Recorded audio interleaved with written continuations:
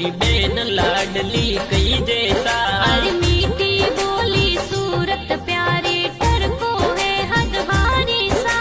Prakash Saran Prakash digital studio में गाना बना